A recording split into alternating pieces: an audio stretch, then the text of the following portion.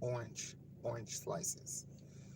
So it's a decaf, so I don't know if it's gonna give me the kick I need to get my going, but we're gonna try.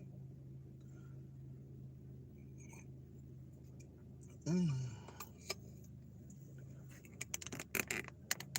Ooh, this thing is kind of weird. Okay, it's gonna be crooked, I guess. I don't know. It's doing whatever it wants today.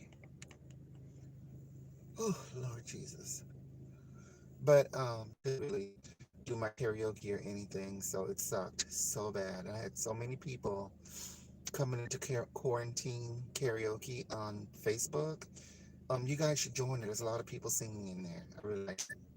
People in shoulder straps, and I just keep doing it like over and over until I get like comfortable. The next time I bought them, they were just like in so, and but I do want. I think it's more important to me than it's like feminine, comfortable. So lacy things with lacy trams and stuff like that. I like that.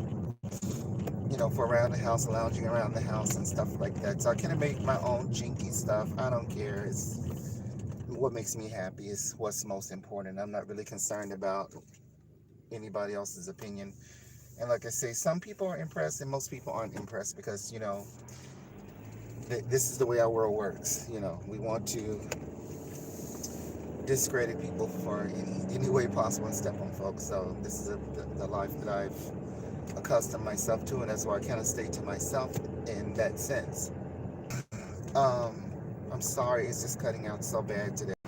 And I'm on the main road, so it is what it is. But, child, that bathroom scene, this is episode 6 of When Jaime's Heart, and the Win was in the bathroom. He's the one who set this date up with Jaime and Hart. And, you know, I guess the guys are catching feelings for each other. So Jaime went in the bathroom with Win, honey, and threw that kiss was so passionate. He was trying to push him off, and then he couldn't resist. Like he had to give in to that kiss. And that kiss, that kiss was on fire. I was like, throw him, take him, tag that ass. I was like, team tag that ass, get that. I was all about it, and it was so good. And then after like a while, like they got to kissing, he pushed him off and pushed the door and closed the door. He accidentally locked himself in the bathroom. And then that's when you found out that he had an abusive father who didn't accept him, as a kid for being gay or whatever. I guess that's what I'm piecing together because it wasn't clear because, child, it was moving rather quickly.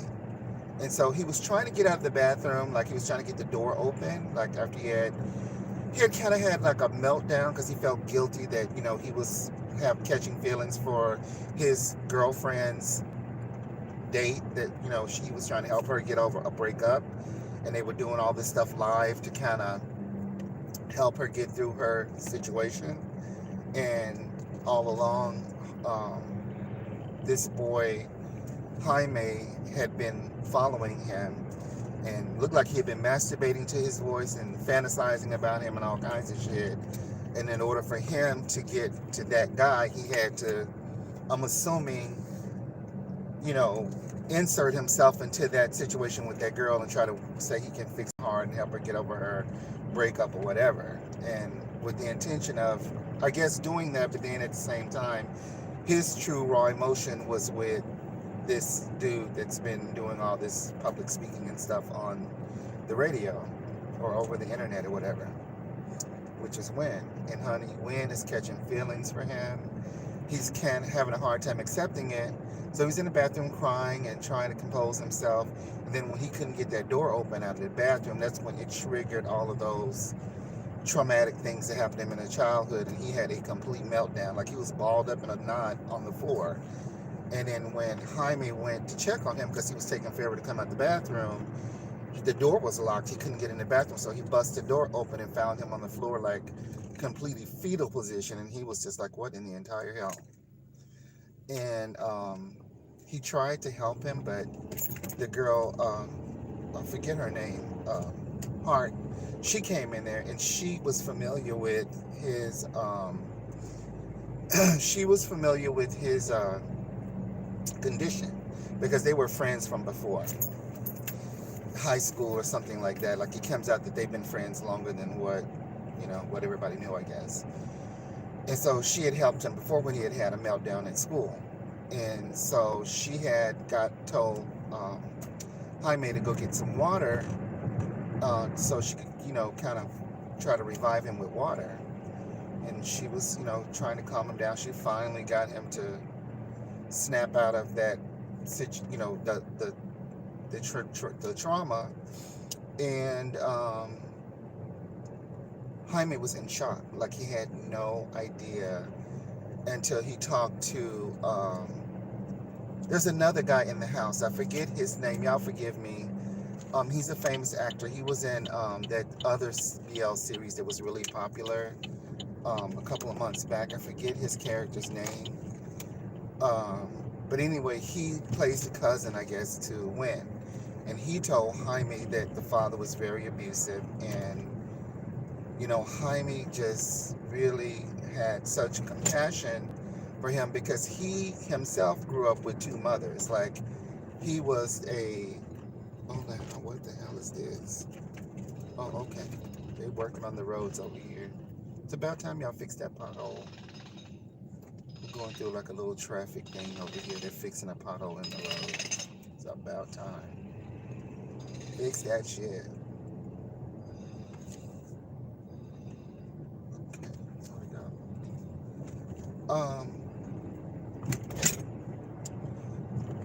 Okay, so Jaime and this guy was having a conversation about Win, and so that's when he decided that, he would reveal that he was raised by two moms, that he really was open to just loving whoever the hell his eyes fixate on. It didn't matter if it was girl, guy, LGBTQ or LMNP, all the acronyms and they, them, Zims and all of that. He was cool with whoever, long as he fell in love with that person. And so the guy, his cousin, was shocked, like, what? And I think the cousin picked up on it that Jaime has feelings for Win. Like, they're there to, help his girlfriend Hart get better and publicly do this, little weekend retreat thing to help her snap out of her funk from her breakup. But in the background, Win and this guy Jaime are catching feelings for each other behind her back. And so it's so sketchy, y'all, but it's so good. And so, it's going to be interesting to see what happens. So they were in Hart, the girl, and Win were in the bedroom. He had finally set up, and they were sitting up in the bed, and they were, reminiscing on his last episode when he was in high school. And then she finally got him to lay down and go to sleep, and she stayed in the bed with him. They're like in a queen or king size bed. And then Jaime comes in the room, and they're already kind of sleeping. And Win's hand is like up on the pillow and everything. And Jaime just comes over and puts his hand into his hand, and there was a whole lot of mushy, melodramatic, thought bubble stuff being said, romantic shit that I was just like, it was going over my head because it's just a bit much, but it's cute for what it was. I won't go into all of that, but if you watch episode 6, you'll see what I'm talking about. And so he held his hand just, and fell asleep, and they were holding hands, and the girl was in between them. And she was already sleeping, so I don't know if she noticed they were holding hands or whatever, but it just is a emotional support. Like, he really, after he talked to his cousin, I think Jaime kind of, understood that he had been an abused child, and that he was having a reenactment of trauma. And so he was really, really compassionate and concerned about him, other than his deep, bond and wanting to, jump his bones and shit. Now he's got a whole new avenue of, wanting to care about him. And he pretty much stated that to the cousin, that I really want to care for him more than anything now. And so we'll just have to wait and see. Like, whew, it was intense. And so I'm really enjoying this BL, even though in the beginning, I didn't really understand it because there was so much dialogue that I was kind of getting lost in the translation of it all. And it was kind of hard to follow because it's mostly in Tagalog, even though they was running a lot of stuff in English subtitles. There was a lot of stuff on screen in like the thought bubbles and all of that, like going back and forth, and conversations running all over the place. So it was kind of hard to follow. But now that we're already into episode 6, I feel like I can kind of start to piece it all together. Um, it's really good. Like the acting in it is superb. Like it is really, like, I'm surprised. Oof, in the Philippines, y'all ain't playing around. But yeah, I love the intro to it. Like the intro is really good music. It's in Tagalog. The scenic view of it is like a city view with these kind of neon like colors and stuff. It's really cool. Like it really pulls you into the feel of the romance of this BL, and you know, you have to see it. Like it's really good. Like I'm really enjoying it, and I don't know how many more episodes because some of these go on for a long time and some of them can be really short. And I think this is the 6th episode. I don't know how many episodes it is because they don't tell you all of that. Like I don't know, and I don't have any, other people that I can follow who are blogging talking about it because I'm not in the, I'm not a Filipino person, so I'm just kind of finding this stuff. This stuff comes up on my YouTube channel. If it looks interesting, then like I'll follow it and watch it and everything. And if I watch enough of it, I swear to God, I start picking up words. Like I can't help it. Like my ears just start picking up certain words, and I have to Google it and translate it. And then I just like learn little bits and pieces of Tagalog, which is really cool because I'm not trying to learn it. It's just that's how my brain operates. I can't. I'm kind of spongy at times. And then if I don't use something, then I'll forget it. If I'll hear it again, like this morning, I woke up about 5 o'clock and there was a Spanish soap opera that I used to watch years ago, probably about 2 years ago. Before I started watching all these Thai BLs, I was in all of these Mexican soap operas, and it was called Guadalupe.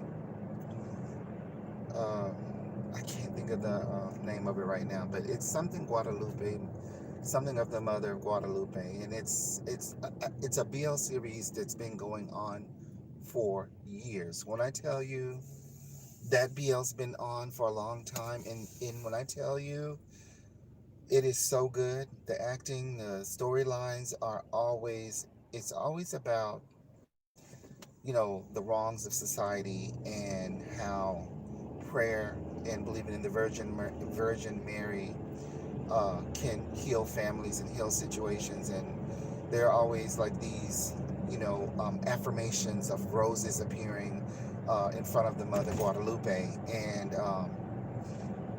people finding these roses right in the most intense moments of their despair. And I got sucked in, like I couldn't stop watching this shit. So one popped up this morning was a divorcee type situation where there was a lot of kids involved and families involved. And I don't know what year it came out. I didn't bother to go through. I just kind of watched it. And my ear was kind of picking up on bits and pieces of things, but I stopped practicing Spanish. And so, if I don't use it, I lose it. Now I can probably pick it back up, but I'm not really trying to because I'm still watching all these damn BLs from Asia now. I'm like, oh Lord Jesus. And so my brain is starting, my brain is just spongy, like it'll start picking stuff up. So it's weird. Like it's just weird. I can't explain it, but it's strange to be watching soap operas and then not really, that ain't my language is English, but my ear can understand hello, goodbye, and I love you, and little simple things. And because they say if something's repetitive for me and it keeps in my face all the time, even though I'm not studying it or learning it, I'll start picking it up anyway. So it's weird. I feel like a weirdo, but I guess that's how just how I am. And anyway, so if you guys get a chance, it's Win Jaime's Heart, and it's on YouTube. It's a BL series. It's boys love girls, all mixed in between storylines. And so it gives kind of like a broader view of the world instead of just heterosexual people and nobody else exists in the world. This is a little bit more of the reality of the world. People fall in love with whoever they fall in love with. And but if you're not, your little, Bible told you, you might not be wanting to watch all that. Yeah. But for those of you who are open-minded and can handle, you know, worldly things, the reality of the world, you might want to get into these soap operas. They're really good. I got sick of watching Bachelor Ed and all that boring shit. I can't. Wheel of Fortune, all that stuff's nice for those, people who want to watch that stuff. I just can't. We grew up as kids watching all the boring ass TV stuff, and that was all that was on TV. And then now you have cable TV, you have all these different options of stuff that you can watch if you want to pay for all those streaming services. I personally, I don't care to pay for it. Sometimes my friends try to give me the free subscriptions, and I still don't watch it. Like Netflix and all that. Like my friends are like, here, you want my HBO free thing or whatever? And I'm like, okay, and I'll put it on and I start seeing some. It's just repetitive. It's the same stuff, just younger faces, same storylines, repeating the same shit. How many versions of Cinderella do I need to watch over the years? I love Cinderella, don't get me wrong. I still like to sing her songs, the traditional Cinderella. I like Brandy as Cinderella, and then after that, after all these other Rodgers and Hammersteins and all the, ooh, Lord Jesus, I'm like, I can't look at Cinderella anymore. I don't want to like to look at the little cartoon version and that's it, the Disney version of it, and then leave me alone. You know, oh, hold on, I'm about to have an accident here. This car, it's a big old truck on the road. Thank you, Mr. Man, because you can see over that hill and I can't. Big ass dump truck. You know better than that. I guess they're cutting trees in this little old affluent neighborhood. And anyway, whatever. So yeah, like I'm just saying, like I can't watch, repeats and repeats of the same shit with younger people. I know people want to keep the classics going and all of that, but I just need something, I want to know what's going on in Africa and India, Morocco, Saudi Arabia. I'll watch anybody's shit. Anything is better than just sitting here watching this same old, you know, tired shit every day. There's some same old tired people, and I'm like, I can't. My time on the planet is limited. Can you give me something other than the same stuff? So I think for me, watching BL series was like, you know, a plus. Watching all of those telenovelas in Mexico was a plus. I can really identify with it other than we're just human beings on a planet watching other people's lives. I didn't want to watch a black story, another one of rappers and gun toting, because that's not my identity. That stuff's out there in the world. I know that, but why does every black story have to be rappers and football? And that has shit to do with anybody I know.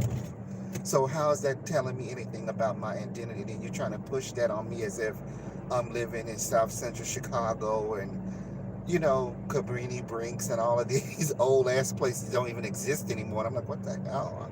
I'm in Arkansas around a bunch of hee-haw people and religious folks and all kinds of things that ain't got nothing to do with any of that. You will never really see that. You have to live in somewhere, I don't know where you have to live in this state, Little Rock or wherever. You don't even really hardly seeing that over there. But people want to keep pushing that same old narrative, and I'm like, I can't. Like, I just can't do it. And so that's one reason why I started watching a lot of stuff from other countries, because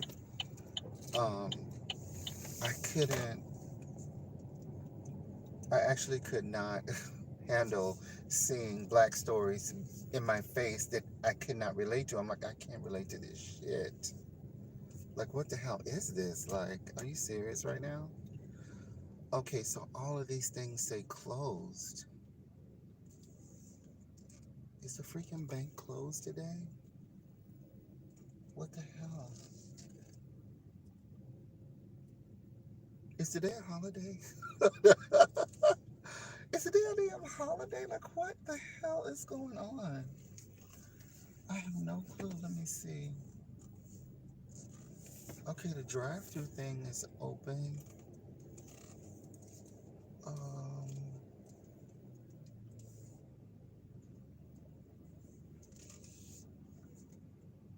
do I have to go in the bank? I think I do. Damn it. I'm gonna have to go in the bank. I'm gonna have to end the broadcast because I'm gonna have to park and go inside. You can't go. They don't have a teller thing. Like they got all these cars. What the hell? Y'all ain't got nobody working over here today? Nobody trying to go in here? Oh God. Okay, I'm having a little. I'm having a moment, but damn, I don't want to go in this damn bank. Oh God.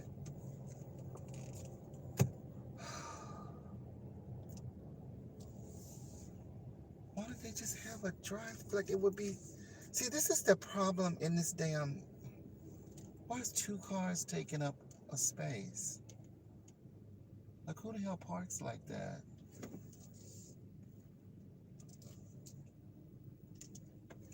Nope.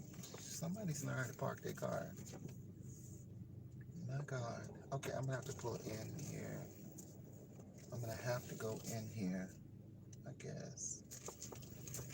I don't want to, but I have to. Oh my